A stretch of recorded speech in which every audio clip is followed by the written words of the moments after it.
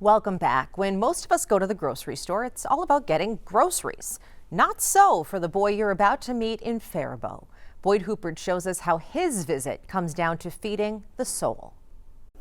I'm so excited to see the strawberries at the blend. Raising a child with autism is fun and frolicking. All right, smoothie cups. And frustrating. Odin, he can be very, very loud. He repeats the same phrases 50 to 70 times over and over and over. Taylor Casanova has a home filled with sensory strategies for 5-year-old Odin. Like we tell him, he just has extra wiggles. Got to get the wiggles out. You ready, Ma? And when Odin's mom has exhausted all her strategies at home, Let's get in the van. there's this. We're going to Fairway. Odin, come here. Odin doesn't dawdle into Faribault's Fairway. I'm going this way. He's a young man on a mission.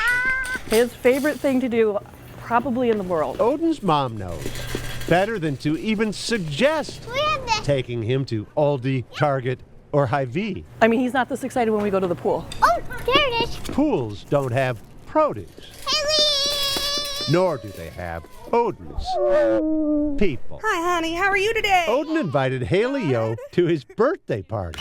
She came, Not every day my customers are that happy to see me, right? and not just Haley, Hi. but Odin Hi, Jay. still hasn't found his best Fairway friend. You have a good one there. You behave yourself. Maynard Abraham is one of Fairway's oldest employees. Okay, we're going to the left, we're going to the right. Hey, Nina. Easier to stop a sneeze than coming between Maynard and this. How we doing, buddy? You doing good? Yeah. You ready to help me bake some groceries? Just 2 peas in a pod. Hey, you guys stay here, buddy. When Taylor picks up Odin at school, first thing, He asked to see Maynard specifically. Like this, buddy. Every day.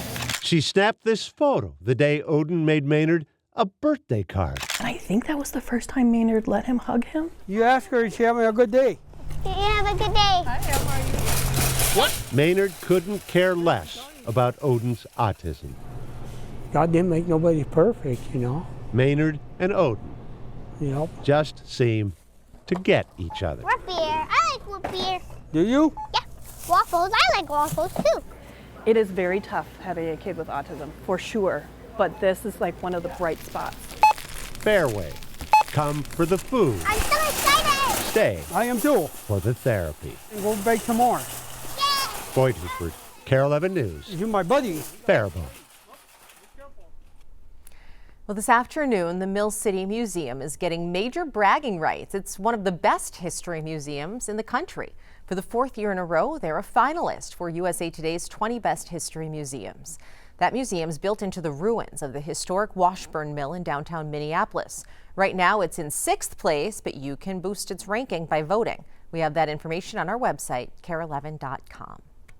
It's a trend popping up across the country, and it's spinning its way back into style. Vinyl album sales are on the rise in the U.S., and it's not just records making a comeback. Local shops say more people are unplugging from digital life, turning instead to old school favorites like books, DVDs, and even VCRs. Drew Peters reports. For me, it's just like a much more enjoyable, focused way of listening to music, I guess. Browsing his local record store is something Portland resident Matt Nye says he's been doing more and more recently. Just the whole ritual of it, I find very almost romantic or much more enjoyable than just double-clicking a song or an album on my computer. Owner of Electric Buddhas in Portland, Mike Breton, says Nye is one of dozens of customers he's been seeing recently who've been looking for more traditional media formats.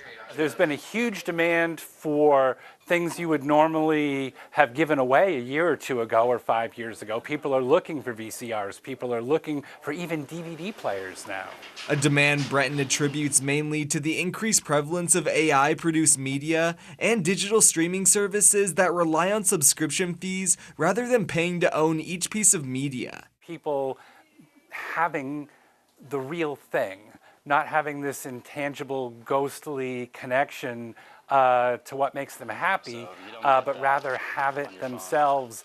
It isn't just record stores seeing a bump in customers, though. Bookstores like Print a Bookstore here in Portland are also seeing an increase. There is really a movement among people to disconnect. Everything is so digital, we're all online all the time. A movement co-owner, Josh Christie, says is bringing a variety of young readers to his shop, sparking enough demand for them to start 5 different book clubs this past year. There is growth in the physical bookstore space, and I think that wouldn't be happening if people weren't really yearning for this physical media.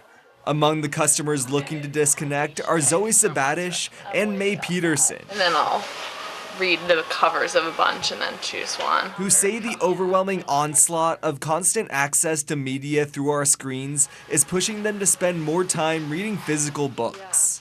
I think it adds like a slowness into my life that I don't get when I'm spending time on a screen.